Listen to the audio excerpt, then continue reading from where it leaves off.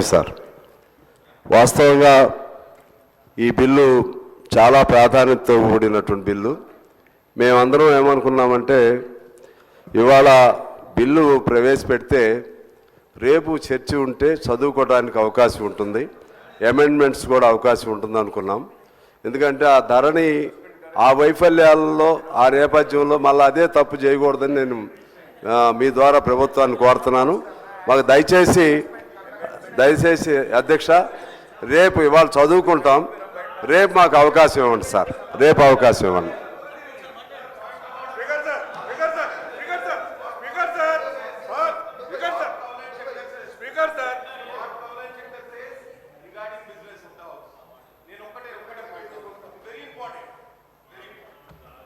Page number 484 Kaul and Shakdher. LA Minister గారు, arrangement of government business. This is pertaining to Parliament, which we have used over a period of time. The Secretary General is required to arrange government business to be transacted on days fixed for government business in such order as the Speaker, after consultation with the leader of the House, determine. Okay. Second point is very important, sir. The leader of the House is required to intimate the probable government business for the first 2 or 3 days of a session at least 10 days in advance. Thereafter, the list of business is immediately drawn up and circulated to members so as to give them sufficient time to table amendments to the items of business included therein. A day or two before the commencement of the session, the list of business for the first day is revised and the items of business are taken up.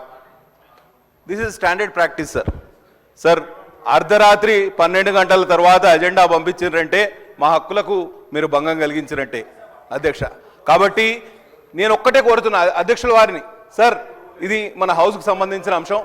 మీరు నిన్న 3 గంటలకు మనం హౌస్కు adjourn చేసుకున్నాం, 5 గంటల వరకు time ఉండే.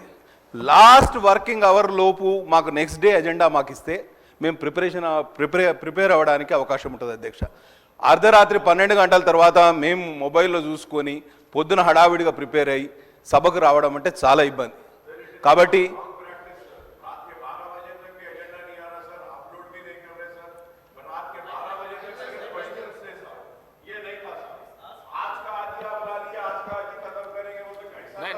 वैसा नहीं करेंगे, बात कर रहे LA मिनिस्टर गारू, वैसा नहीं करेंगे LA मिनिस्टर गारू.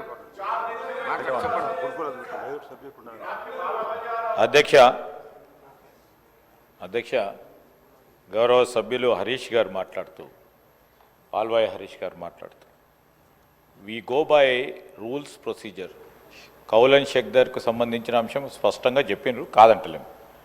కానీ ఈరోజు బిల్లు తీసుకోవాలన్నప్పుడు స్పీకర్ గారు అనుమతి పొంది, we have suspended rules of 1997-98. When we suspended the rules, then we have an opportunity to present the bill, passing of the bill and consideration of the bill.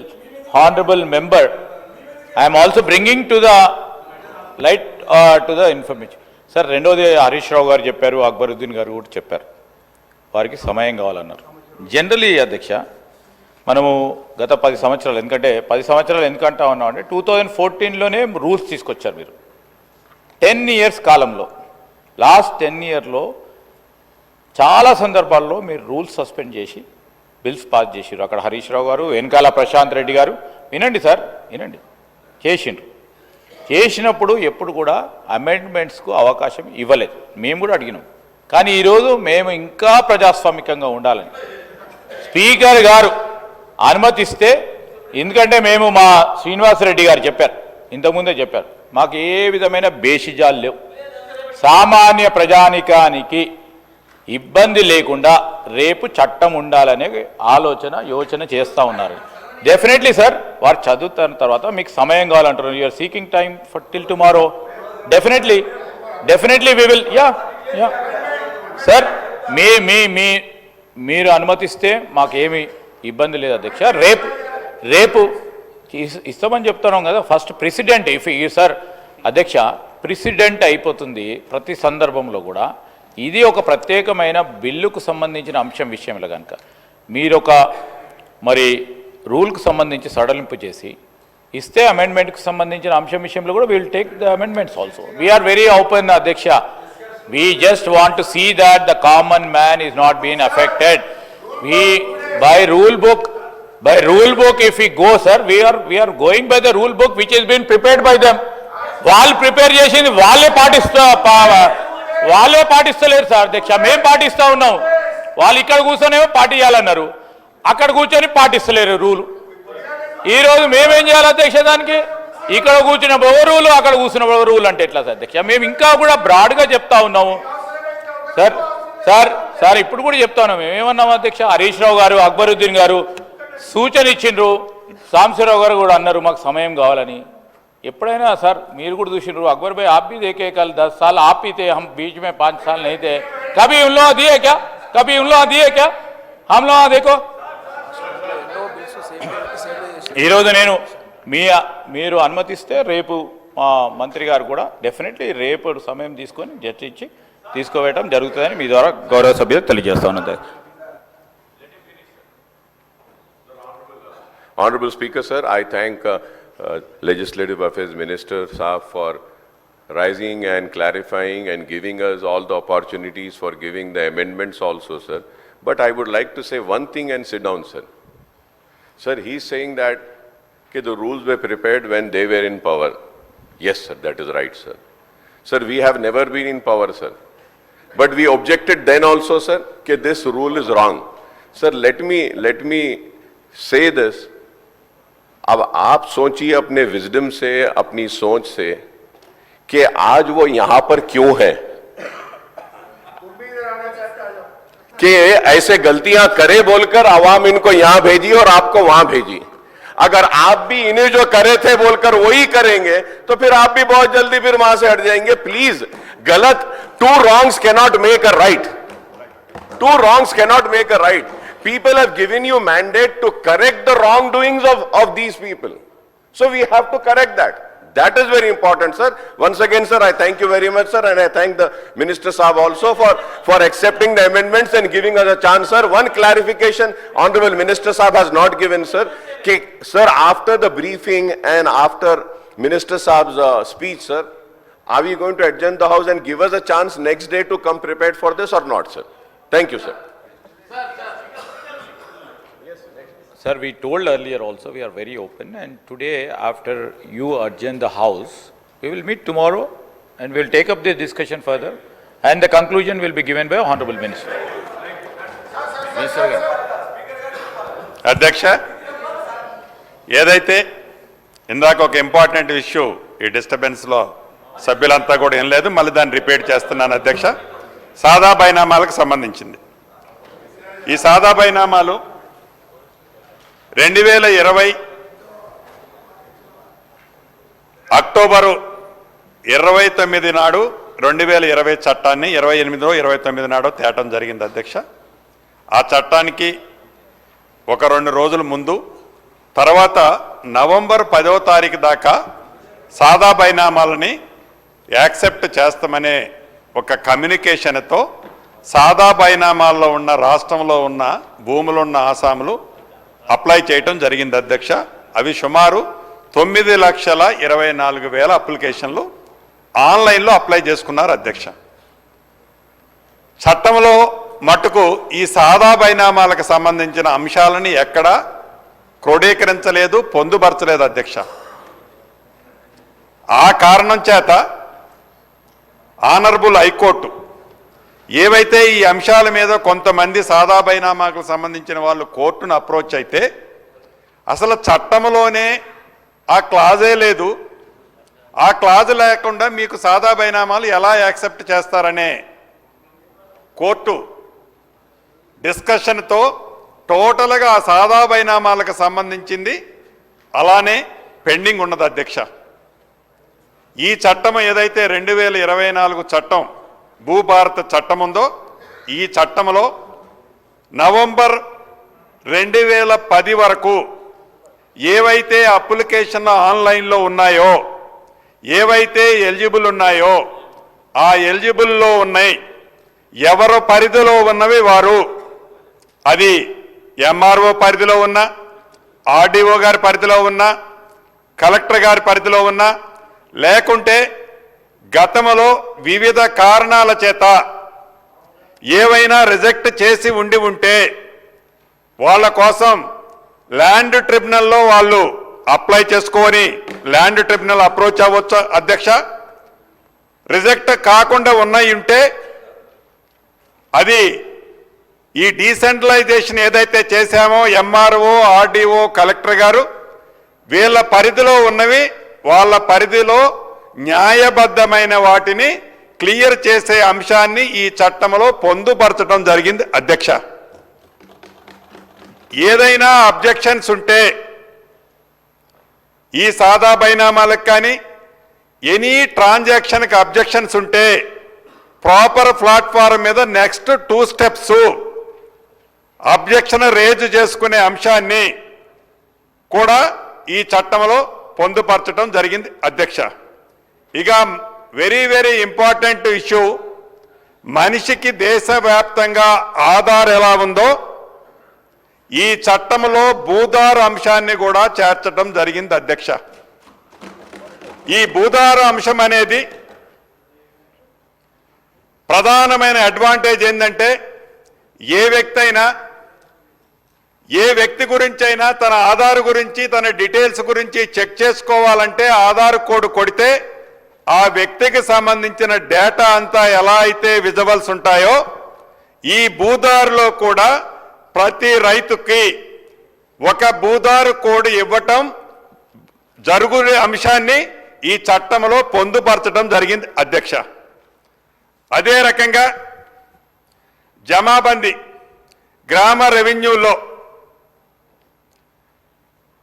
ఈ 2020 చట్టానికంటే ముందు ప్రతి revenue విలేజ్లో జమాబందీ జరుగుతుండేది అధ్యక్ష. ప్రతి సంవత్సరం ఆ గ్రామంలో ఆ సంవత్సరము మొత్తం జరిగిన ట్రాన్సాక్షన్స్ అది ఒకరిదొకరికి అమ్ముకున్నా కానీ ఒకరికి గిఫ్ట్ ఇచ్చుకున్నా కానీ ట్రాన్స్ఫర్ వివిధ కారణాల చేత చేసుకున్నా కానీ అది గ్రామంలోనే కూర్చొని ఆ రెవెన్యూ గ్రామంలో దానికి సంబంధించిన విషయాలన్నీ ఆ సంవత్సరానికి సంబంధించినవన్నీ ఆ జమాబందీలో పొందుబాటు చేసి క్లియర్ చేసుకోవడం జరిగింది అధ్యక్ష. 2020 చట్టం వచ్చిన తర్వాత అది పూర్తిగా ఎత్తేశారు అధ్యక్ష. ఎత్తేయటమే కాదు అధ్యక్ష, రాష్ట్రంలో 10,956 రెవెన్యూ గ్రామాలు ఉన్నాయి అధ్యక్ష. ఈ 10,956 రెవెన్యూ గ్రామాలలో అంతకుముందు ఒక రెవెన్యూ వ్యవస్థ ఉండేవాళ్ళు అధ్యక్ష, ఒక మనిషి ఉండేవాడు. అది విఆర్ఓ కావచ్చు, విఆర్ఏ కావచ్చు. రమారమి ఈ విఆర్ఓకు సంబంధించిన వ్యవస్థ మొత్తం రాష్ట్రంలో సుమారు 23,000 మంది ఉంటారు అధ్యక్ష. ఒక అర్ధరాత్రి తన మైండ్లో వచ్చిన ఆలోచనతో ఒక కలము పోటుతో టోటల్గా ఆ రెవెన్యూ వ్యవస్థనే కుప్పకొల్చడం జరిగింది అధ్యక్ష. ఈ చట్టంలో జమాబందీ కార్యక్రమాన్ని చేయాలన్నా గ్రామీణ ప్రాంతంలో ప్రభుత్వ భూములు పరిరక్షించాలనుకున్నా గ్రామంలో ప్రైవేటు భూములకు కూడా రెవెన్యూ సైడ్ నుంచి ఒక వ్యక్తి అనేది అవసరం కాబట్టి ప్రతి రెవెన్యూ విలేజ్కి ఒక రెవెన్యూకు సంబంధించిన వ్యక్తిని కూడా నియమించి ప్రతి సంవత్సరం జమాబందీ కార్యక్రమాన్ని కూడా చేపట్టే అంశాన్ని ఈ చట్టంలో పొందుపరచబడింది అధ్యక్ష. అదేవిధంగా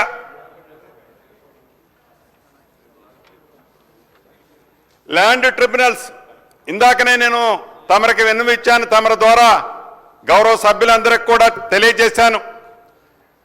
గతంలో ఏ సమస్య వచ్చినా ఏ తప్పు జరిగినా ఒక రైతు మీద ఎంఆర్ఓకి కోపం వచ్చినా, ఒక రైతు మీద ఆర్డీఓ గారికి కోపం వచ్చినా, ఒక రైతు మీద కలెక్టర్ గారికి కోపం వచ్చినా, ఒక రైతు మీద ఆడుండే అధికార పార్టీ నాయకులకి కోపం వచ్చినా ఆ రైతుకు సంబంధించిన భూమి ఆ రికార్డులో కనపడేది కాదు అధ్యక్ష,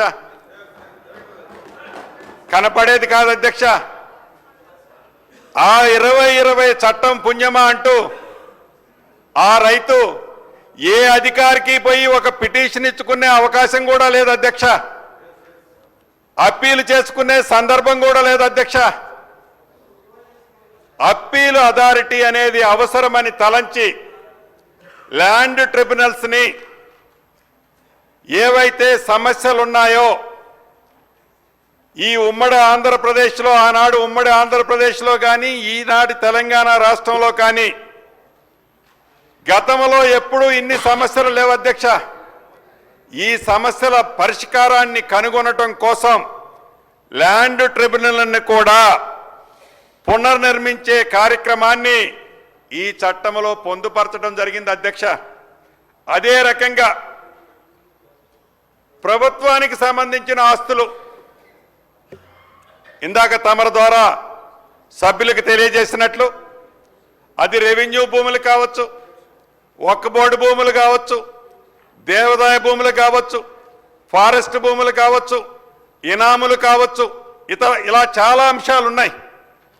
ఈ అంశాలకు సంబంధించిన ఆస్తులు ప్రైవేటు వ్యక్తులు ఉద్దేశపూర్వకంగా కానీ దాన్ని ఆక్రమించే కార్యక్రమాన్ని కానీ చేపట్టినప్పుడు ఎవరు ఇది ప్రభుత్వం పక్షాన ప్రైవేటు వ్యక్తులు ఎవరు కూడా క్లైమ్కు పోరు అధ్యక్ష. ప్రభుత్వ ఆస్తులని పరిరక్షించే కార్యక్రమంలో భాగంగా దీన్ని కూడా సిసిఎల్ఐ ద్వారా రివిజన్ వేసే కార్యక్రమాన్ని ఈ ROR చట్టంలో పొందుపరిచిన అధ్యక్ష. అంతేకాదు ఇంకొక ఇంపార్టెంట్ అంశం ఉంది అధ్యక్ష.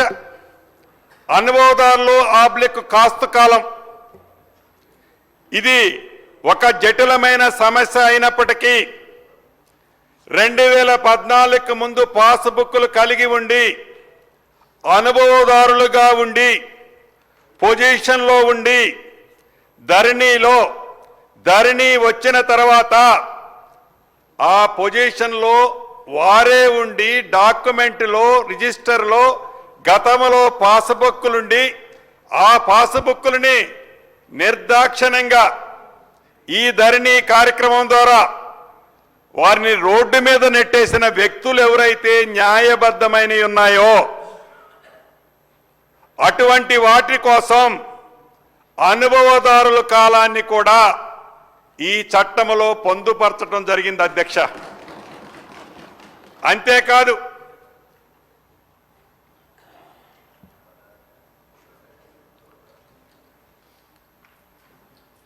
ఏదైతే గతంలో ఈ సాఫ్ట్వేర్ అంటే ఈ ఆన్లైన్ సిస్టమ్ ఈ ధరణి కాన్సెప్ట్ ఇతరత్రా లేనప్పుడు మనకి మాన్యువల్గా పానీలు ఉండే అధ్యక్ష. ఈ మాన్యువల్ పానీలు అనేవి ఒకవేళ ఏ ఆఫీసర్ అయినా ఉద్దేశపూర్వకంగా ఒక పానీని ఒక బుక్ని మిస్ చేసినా అంతకు ముందుతో ఆ తర్వాతతో ఒక బేస్ ఉండేది అధ్యక్ష. ఇప్పుడు ఈ ఆన్లైన్ సిస్టమ్ వచ్చిన తర్వాత మాన్యువల్కి సంబంధించిన అంశం ఈ 2020 చట్టంలో పొందుపరచలేని కారణంగా ఆ వ్యవస్థ టోటల్ కూడా అబాలిష్ అయింది అధ్యక్ష. దాన్ని ప్రతి సంవత్సరం ఈ ఆన్లైన్లో ఉన్నదాన్నే కాపీ చేసి భద్రపరిచే వ్యవస్థ ఏదైతే ప్రతి రెవెన్యూ గ్రామంలో ఉంటాడో అక్కడ భద్రపరిచే అవకాశాన్ని ఈ చట్టంలో పొందుపరచడం జరిగింది అధ్యక్ష. అదే రకంగా అనేక అంశాలు నేను కొన్నే తమ దృష్టికి తీసుకొచ్చాను అధ్యక్ష. ఇంకా చాలా అంశాలని చాలా వివరంగా మెన్షన్ చేయటం జరిగింది. కొన్ని తమ దృష్టిలో తీసుకొచ్చాను. చివరగా ప్రభుత్వ అధికారులు ఎవరైనా గత చట్టంలో కూడా ఉంది, ఈ చట్టంలో కూడా దాన్ని కొద్దిగా మాడిఫై చేసి కరెక్ట్ చేసి పెట్టాం.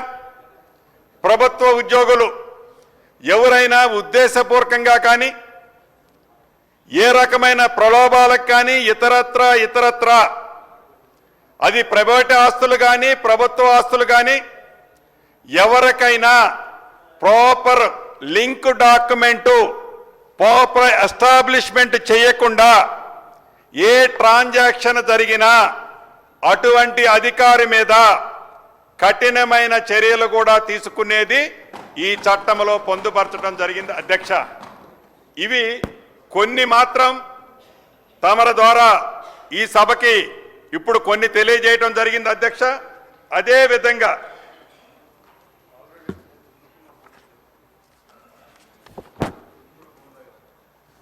విధంగా గతంలో ఈ ధరణి అనేది ఏర్పాటు చేసేటప్పుడు 3 మాడ్యూల్స్తో స్టార్ట్ అయింది అధ్యక్ష. అర్ధరాత్రి పూట ఈ 3 మాడ్యూల్స్ వల్ల 3 సంవత్సరాల 1 నెల వచ్చేసరికి 33 మాడ్యూల్స్గా మార్చడం జరిగింది అధ్యక్ష. ఈ 33 మాడ్యూల్స్లో గ్రామీణ ప్రాంతంలో ఉండే చదువురాని నిరుపేదల్లో కొద్దిగా భూమి కలిగి ఉండే నిరుపేదలు, బక్క చిక్కిన రైతులు, వారు తెలిసి తెలియక వారు భూమి రికార్డులో కనపడడం లేదని ఒక మాడ్యూల్లో అప్పీల్ చేస్తే ఇది నువ్వు ఈ మాడ్యూల్లో కాదు అప్లై చేయాల్సింది 33వ మాడ్యూల్లో చేయాలంటారు, 33లో చేస్తేనా 27లో అంటారు. ఇలా రింగాట ఆడుకునే వాళ్ళ అధ్యక్ష. ఏదైతే ఆనాటి ధరణిని స్వదేశ సంస్థ అని చెప్పి ముందు ఒక కంపెనీకి ఇచ్చి ఆ స్వదేశ సంస్థ నుంచి వారి స్వలాభం కోసం విదేశ సంస్థలో తెలంగాణ రాష్ట్రానికి సంబంధించిన 2,76,00,000 చిల్లర ఎకరాల ఆస్తిని విదేశ సంస్థ చేతిలో పెడితే ఆ విదేశ సంస్థ నుంచి నిన్న డిసెంబర్ 1వ తారీఖున పూర్తిగా స్వదేశ సంస్థ అయిన కేంద్ర ప్రభుత్వానికి సంబంధించిన సంస్థ అయిన ఎన్ఐసికి ఆనాడు పెట్టిన ఖర్చు కంటే తక్కువ ఖర్చుతో ఈనాడు ఎన్ఐసికి పూర్తిగా హ్యాండ్ ఓవర్ చేయటం జరిగింది అధ్యక్ష. దీంతో ఈ రాబోయే రోజుల్లో ఈ భూభారత్ ద్వారా 33 మాడ్యూల్స్ బదులు ఎక్కువలో ఎక్కువ 6 మాడ్యూల్స్తో దీన్ని పునఃప్రక్షాళన చేస్తున్నాం అధ్యక్ష. అంతేకాదు గతంలో మనకి పానీ నకళ్ళు మాన్యువల్గా రాసేటప్పుడు 32 కాలాలుండే అధ్యక్ష. ఈ 32 కాలాల యొక్క ఉద్దేశం ఆ భూమి స్వభావం, ఆ భూమి గతంలో ఎవరిది, దానికి పట్టాదారులు ఎవరు, ఇది మాగానినా మెట్టనా, ఇది సాగులో ఉందా సాగులో లేందా, ఇది కొండలు గుట్టల వాగులు వంకల, ఇలా 32 కాలాల్లో మెన్షన్ చేసేది అధ్యక్ష. అటువంటిది ధరణి పుణ్యం అంటూ కేవలం ఒకే కాలం అధ్యక్ష. ఆ కాలంలో కనపడితే కనపడినట్టు, కనబడకపోతే ఆ రైతు ఆత్మహత్య చేసుకోవటమో, రోడ్ల పాలవ్వటమో, మతి చెలించి రోడ్ల మట్టి తిరగటమో జరిగేది అధ్యక్ష. దాన్ని ఏదైతే ఎన్ఐసి ద్వారా ఎన్ఐసికి హ్యాండ్ ఓవర్ చేస్తున్నామో ఈ భూభారత్ని రాబోయే రోజుల్లో 11 కాలాలతో ఈ రికార్డుని ప్రక్షాళన చేసే అంశాన్ని కూడా దీంట్లో పొందుపరచబోతున్నాం అధ్యక్ష. అంతేకాదు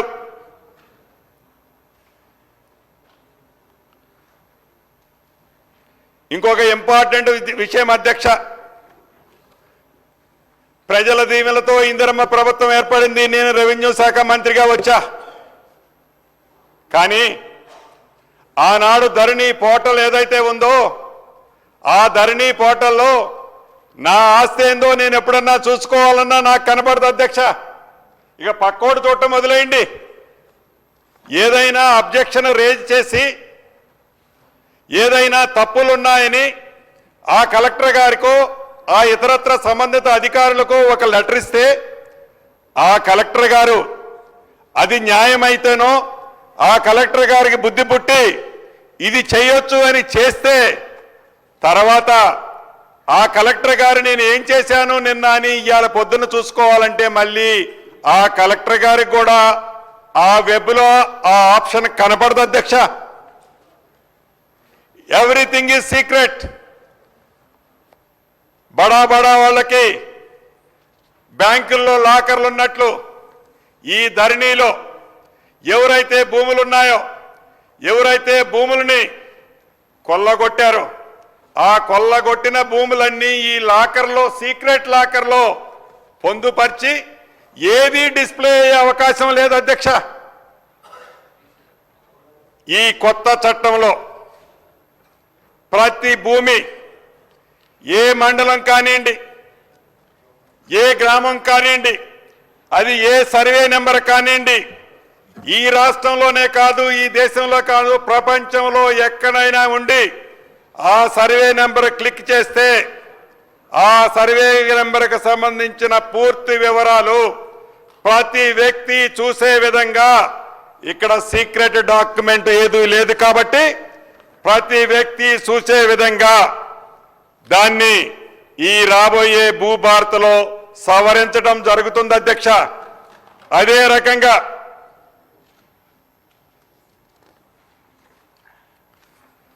ఏదైతే ఈ భూభారత్ని ఇప్పుడు ఈ డిసెంబర్ 1వ తారీఖు నుంచి ఎన్ఐసికి ఇచ్చాం అధ్యక్ష. ఎన్ఐసికి ఇచ్చిన తర్వాత ఏ గ్రామంలోనైనా, ఏ మండలంలోనైనా, ఏ జిల్లాలోనైనా భూములు, ప్రభుత్వ భూములు అన్యక్రాంతమై ప్రభుత్వ భూములు ఎవరైనా కబ్జా చేస్తే సామాన్య పౌరుడైనా ఈ భూభారత్ ప్లాట్ఫారం మీద తనకి తెలిసిన వివరాలని ఈ భూభారత్లో అప్లోడ్ చేస్తే ఇక్కడ ఉండే ప్రిన్సిపల్ సెక్రటరీ గారికి నాకు డిస్ప్లే అవుద్ది అధ్యక్ష.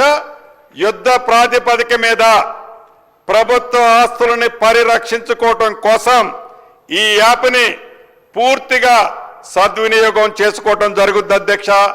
ఆ ప్రొవిజన్ కూడా ఈ భూభారత్లో పెట్టబోతున్నాం. అదే రకంగా గతంలో ఎవరైతే అప్లికేషన్లు అప్లై చేశారో, అప్లై చేసిన అప్లికేషన్ ఎవరి దగ్గర ఉందో, ఎవరు లాగిన్లో ఉందో కనిపించేది కాదు అధ్యక్ష. ఎవరైతే అప్లై చేస్తున్నారో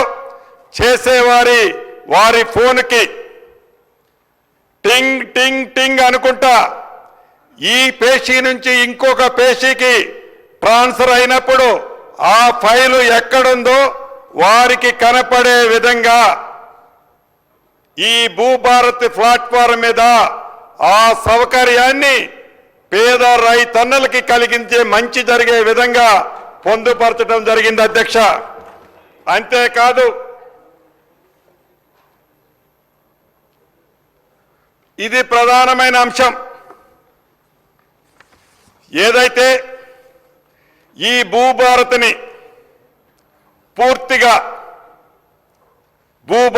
పూర్తిగా ఆన్లైన్లో తీసుకొచ్చిన తర్వాత 2014 కంటే ముందు సబ్ రిజిస్ట్రార్ల దగ్గర ప్రభుత్వ భూములకు సంబంధించిన రికార్డులు ఇప్పటికీ సబ్ రిజిస్ట్రార్ ఆఫీసులో ఉన్నాయి అధ్యక్ష.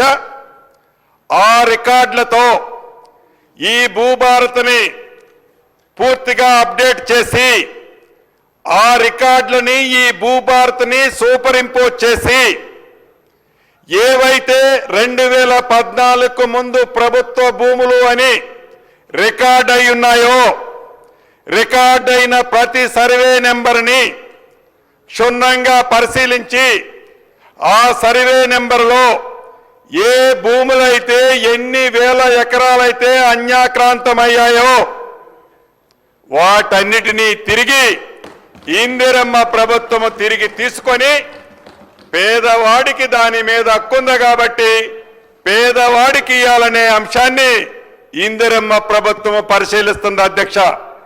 అదే రకంగా ప్రభుత్వ భూములు ఆక్రమించుకున్న,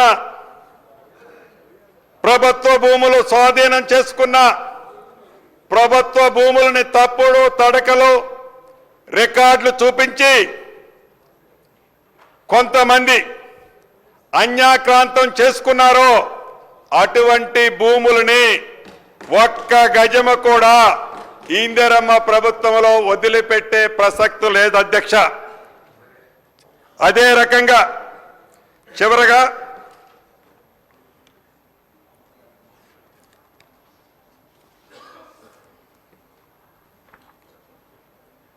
రెండు 2020లో ఏదైతే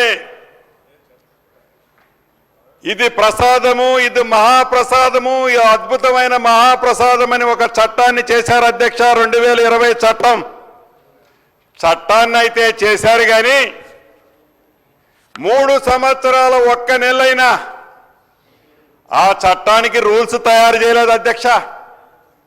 కనీసం రూల్స్ తయారు చేయాలని ఆలోచన కూడా లేదు అధ్యక్ష. ఎప్పుడైనా చట్టం తయారు చేస్తే, ఎప్పుడైనా చట్టాన్ని తయారు చేసి రూల్స్ క్షుణ్ణంగా దాంట్లో ఇన్కార్పొరేట్ చేస్తే ఆ చట్టం యొక్క ఫలితాలు ఆ పేదవాళ్ళకి ఎలా అందుతాయో మనకి ప్రత్యక్షంగా అర్థమైంది అధ్యక్ష. వాళ్ళు 3 సంవత్సరాల 1 నెలలు కూడా ఆ మహాప్రసాదం అనుకునే ఆ చట్టానికి రూల్స్ తయారు చేయబోవటం అనేది చాలా విడ్డూరం అధ్యక్ష, విడ్డూరం అధ్యక్ష.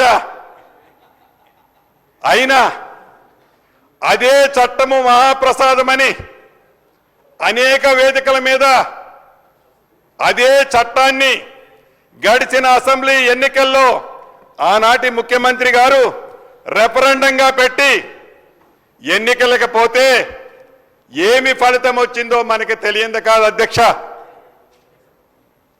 ఈ చట్టాన్ని ఏదైతే ఈనాడు ఈ సభలో బిల్లు ప్రవేశపెట్టామో, ఈ బిల్లు పాస్ అయిన తర్వాత రాబోయే 3 నెలల లోపు ఇందిరమ్మ ప్రభుత్వంలో పూర్తి విధి విధానాలతో చట్టాన్ని కూడా రూపొందించడం జరుగుద్ది అధ్యక్ష. రూల్స్ తయారు చేయడం జరుగుద్ది అధ్యక్ష. అదే రకంగా ఈ రూల్స్ ఏర్పరచుకున్న తర్వాత ఈ చట్టం ప్రకారం ప్రతి రెవెన్యూ గ్రామంలో, ప్రతి మండలంలో, ప్రతి జిల్లాలో, ఈ సభలో ఉండే ప్రతి గ్రామంలో, ఈ సభలో ఉండే గౌరవ సభ్యులమందరం మన పరిధుల్లో తప్పకుండా ఈ కొత్త చట్టాన్ని తీసుకెళ్దాం అధ్యక్ష.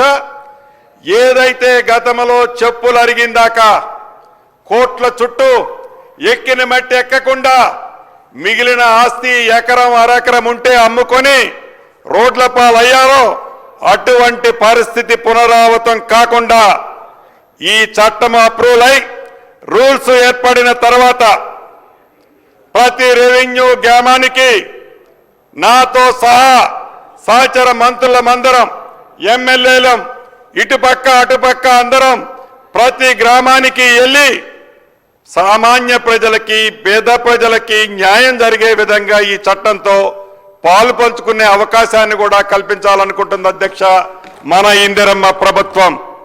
అంతేకాదు అధ్యక్ష, ఇంకొకటి, ఆనాటి ప్రభుత్వం మాటలకే పరిమితమైంది. ఈ ప్రభుత్వం చేతలు చేసే దిశగా కూడా పయనిస్తుంది అధ్యక్ష. రెవెన్యూ చట్టాన్ని 1971 మార్చి 2020గా చేశారు. వారి కన్వీనియంట్గా ఉండే విధంగా అధికారం ఉంది, అధికారంతో ఏదైనా చేయొచ్చని వారు చేశారు.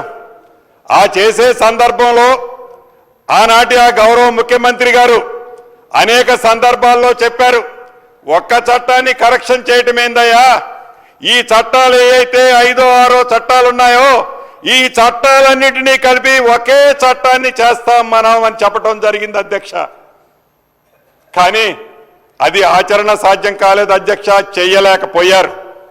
కానీ ఇందిరమ్మ ప్రభుత్వం, మాట తప్పన ప్రభుత్వం, మడిమ తిప్పన ప్రభుత్వం ఆలస్యమై ఉండొచ్చు, కొద్దిగా టైం తీసుకొని ఉండొచ్చు.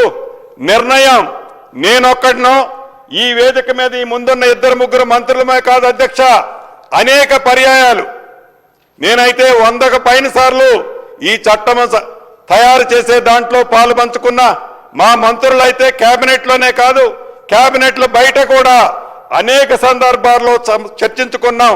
చివరికి నిన్న సాయంత్రం కూడా ఫినిషింగ్ టచ్ ఇచ్చే ముందు మా ఉప ముఖ్యమంత్రి గారు ఆనాడు పాదయాత్ర చేసేటప్పుడు ఆదిలాబాద్ నుంచి మొదలెట్టి ఖమ్మం వరకు పాదయాత్ర చేసేటప్పుడు వారు ఒక పెద్ద నోటు తయారు చేసుకున్నారు, రాత్రి తీసుకొచ్చారు. ప్రతి అంశాన్ని అధికారులు మేము కూర్చొని క్షుణ్ణంగా చదివి ఈ అంశాన్ని ఇన్కార్పొరేట్ చేశారా లేదా, ఈ అంశం మీద మన చట్టం ఏమి చెబుతుంది, ఈ అంశంలో సామాన్యుడికి పేదోడికి మంచి జరుగుతుందా లేదా అని లాస్ట్ మినిట్ వరకు కూడా చట్టాన్ని అసెంబ్లీకి పంపించే ముందు వరకే కూడా కేబినెట్లో త్రూ అయ్యే ముందు దీన్ని క్షుణ్ణంగా పరిశీలించి ప్రతి అంశాన్ని, ప్రతి లైన్ని, ప్రతి విషయాన్ని ఎక్కడా పేదోడికి అన్యాయం జరగొద్దు. ఇందిరమ్మ ప్రభుత్వంలో ఏవైతే సుమారు 24,000 ఎకరాలు, 24 లక్షల ఎకరాలు ఆనాడు ఇందిరమ్మ ప్రభుత్వంలో శ్రీమతి ఇందిరాగాంధీ గారు పేదవాళ్ళ అభ్యున్నత కోసం భూమి ఇస్తే వాళ్ళు ఒక భరోసాగా బ్రతుకుదారని ఇచ్చారో అటువంటి ఆస్తులన్నీ అన్యక్రాంతమయ్యాయి, అటువంటి ఆస్తులన్నీ దోపిడీకి గురయ్యాయి. నా పాదయాత్రలో ఇటువంటి అంశాలు అనేక గ్రామాలలో, మండల హెడ్ క్వార్టర్లో వేలాది మంది వచ్చి విన్నవించడం జరిగింది. మన ఇందిరమ్మ ప్రభుత్వంలో వాటిని పరిష్కరించాలని రాత్రి ఫైనల్ టచ్అప్లో గౌరవ ఉప ముఖ్యమంత్రి గారు కూడా సూచించి వీటన్నిటినీ కూడా దీంట్లో పొందుపరచడం జరిగింది అధ్యక్ష. అంతేకాదు ఇద్దరు వ్యక్తులు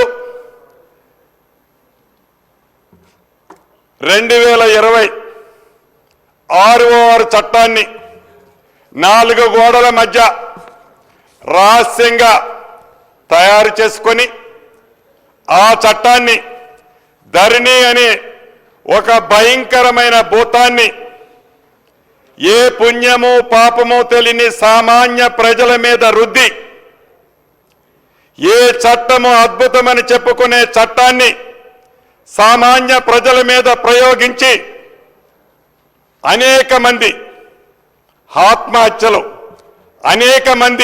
అనేక హత్యలు, ఈ చట్టంలో ఉన్న లోపభూయిష్టమైన అంశాలతో అనేక హత్యలు, చివరికి కుటుంబంలో భార్యాభర్తల మధ్య, అన్నదమ్ముల మధ్య, తల్లిదండ్రులకి కొడుకుల మధ్య ఇద్దరు బిడ్డలుంటే ఇద్దరు బిడ్డలు కూడా మాట్లాడుకోలేని లోపభూయిష్టమైన 2026 చట్టమే ఈనాడు తెలంగాణ రాష్ట్రంలో ఉండే పేద ప్రజలకి ఒక మహాశాపంగా మారింది అనేది నేననటం కాదు అధ్యక్ష. ఏ ప్రాంతానికి వెళ్ళినా, ఏ మారుమూల గ్రామానికి వెళ్ళినా, ఏ గూడానికి వెళ్ళినా, ఏ తండాకి వెళ్ళినా ఇది 10 మందిని అడిగితే 10 మందికి 10 మంది ఈ చట్టంతో నేనెంత నష్టపోయారని ఏదైతే చెప్పారో ఆ చెప్పిన చట్టాన్ని ఇచ్చిన మాట ప్రకారం ఇందిరమ్మ రాజ్యంలో, మన ఇందిరమ్మ ప్రభుత్వంలో ఇచ్చిన మాట తప్పకుండా, మడిమ తెప్పకుండా కొద్ది రోజులు లేట్ అయితే ఉండొచ్చు అధ్యక్ష, ఒక అద్భుతమైన చట్టాన్ని బేసిజాలకి పోకుండా ప్రధాన ప్రతిపక్షంలో ఉండే అనుభవజ్ఞులైన నాయకులు ఇచ్చిన సూచనలు కూడా ఈ చట్టంలో క్రోడీకరించి ఎక్కడా చిన్న పొరపాటు జరగకుండా ఈ చట్టాన్ని తమర ద్వారా ఈ సభకి యావత్ తెలంగాణ